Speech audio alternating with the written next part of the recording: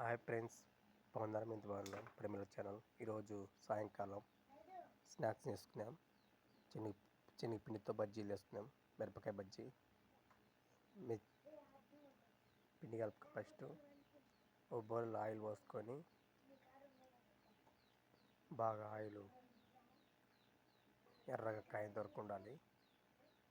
బాగా కాలాలి, oil కాలాలి. Oil బాగా కాలించి మనము కలుపుకునే పిండి ఉంది కదా, శనగపిండి, అలాగే మిరపకాయతో బజ్జీ. చూడండి, ఆయిల్ కాలుతుంది. ఆయిల్ ఇంకా కాలుతుంది. చూడండి, కలుపుకునే పిండితో మిరపకాయ బజ్జీ వేస్తున్నాం. మిరపకాయ బజ్జీ,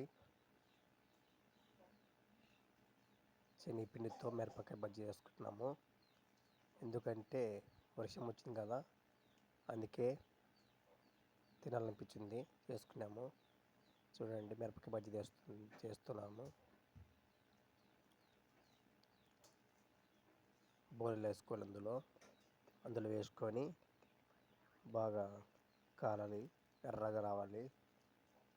చూడండి, మీరు కూడా ఇలా చేసుకోండి. బాగా మిరపకాయ బజ్జీ బాగుంటుంది. చూడండి,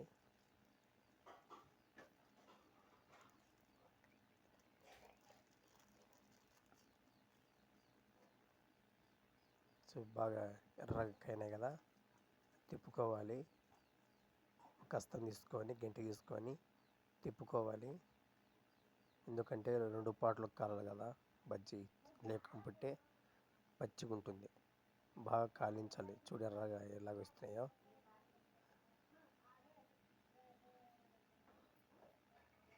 చూడండి, అందులో తీసేసుకోవాలి. ఎర్రగా కాయలు కదా, లేకపోతే మాడిపోతాయి. చూడు ఎంత ఎర్రగా బాగా వచ్చినాయి బజ్జీలు.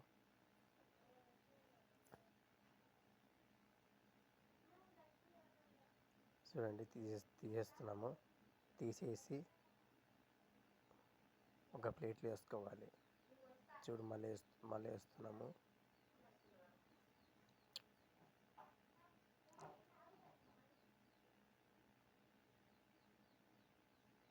అందులోకి తగినంత చోళా పొడి వేసుకోవాలి. వంట సోడా శనగపిండిలోకి బాగా పొంగుతాయి కాబట్టి. చూడు ఎంత బాగా పొంగినాయంటే, చాలా ఎర్రగా బాగా పొంగినాయి. నచ్చితే లైక్ కొట్టండి, సబ్స్క్రైబ్ చేయండి ప్లీజ్. చెవి వేసుకోండి, పక్కనున్న గంట బెల్ నొక్కండి ప్లీజ్. చూడండి ఎంత బాగా కాలుతున్నాయో నూనెలో. చూడండి ఎర్రగా ఎలాగ వచ్చినాయో. ఒక ప్లేట్లో వేసుకున్నాం కదా. చూడండి, బజ్జీలాగా మన హోటల్లో తీసుకునే బజ్జీలాగానే ఉన్నాయి.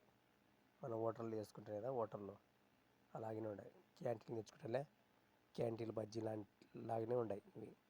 చూడండి ఎంత బాగున్నాయో. తింటుంటే బాగా రుచి వస్తుంది. నచ్చితే లైక్ కొట్టండి, సబ్స్క్రైబ్ చేయండి ప్లీజ్.